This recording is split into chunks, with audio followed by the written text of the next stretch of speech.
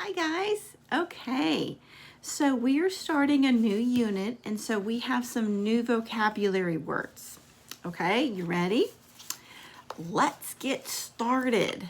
Okay, so the first one is camouflage. Can you say that? Camouflage. Yeah, camouflage. Now, the definition my book gives is it's a way for animals to blend in and stay hidden. So if you look down below, I drew some grass and I tried to draw a little bug. The bug is hidden. It's camouflaged. Now we know some animals, like the chameleon, can actually change colors to wherever it's at so it blends in. That's pretty cool. Yeah. I couldn't draw a chameleon. Sorry, guys. I just drew a little bug in the grass. But camouflage is also, I'm sure you've seen, that's a word that talks about a type of clothing also. Like the Army or Marines, they wear camouflage. And so we can buy a type of clothing called camouflage or camo. You've probably heard of that, okay? The big word is camouflage. That's so something is hidden and it blends in. Yeah, so if you want to blend in and you don't want to be seen, you want to be camouflage.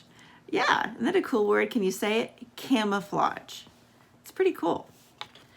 Okay, the next one is on my list is oily. Oily. Can you say that? Oily. Now, the definition says greasy. Yeah, so, I think of like if we don't wash our hair in a long, long time, sometimes it might get oily. But the book talks about how certain animals, because that's what we're talking about is animals.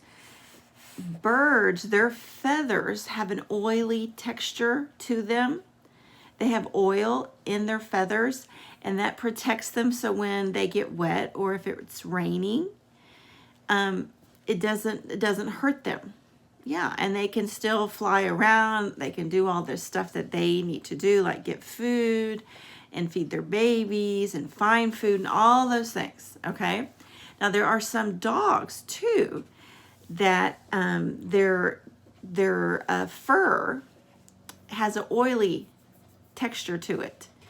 And that helps them because there are dogs that go and they could be hunting dogs where they go and they get in the water. They're dogs that are used to swimming. Some dogs are dogs that are used to rescue people. And so their fur doesn't get weighted down with all the water. The water just kind of rolls off, just like the feathers, just like the birds. The water just rolls right off. Yeah. Ducks too. Yeah. So the oily, can you say it? Oily. That is good for the animals. If they have oily feathers, oily fur. Next one is pants. Now I think of, okay, you know what pants are that we wear, but this is the type of pants. I tried to draw a dog, okay? And the dog is not throwing up. The dog is breathing heavily or breathing quickly, going. And animals do that to try to cool themselves down. When they get too hot, they will pant and go. Can you do it? That's when something pants or panting. That would be, take off the S and put ing, panting. Okay, so that is when something breathes really quickly to cool their body down because they've gotten so hot. Okay, the next one is a shell. A shell. And that is a hard covering to protect an animal. Now I drew a turtle because a turtle has a hard shell. Yeah. Now there are some animals that you might find on the beach that have a shell. But the main thing that I could think of, because I was kind of drawing a blank right now, was a turtle. It has a very hard shell. Now, inside the shell, that's more of the turtle's body. I've never seen that before, really. I've only seen the outside, the hard part. And then its little legs and its head stick out, and he can pull them or she can pull them back in, but then they go back out. So the shell is the hard covering that protects the animal. Okay, can you say it? Shell, shell. Okay. Last one is twig. Can you say it? Twig. That's a small stick. A small stick. Yeah. A twig. Yeah. Good job. Okay. So those are the words that are our new vocabulary. So listen for those as I read you the story in a little bit.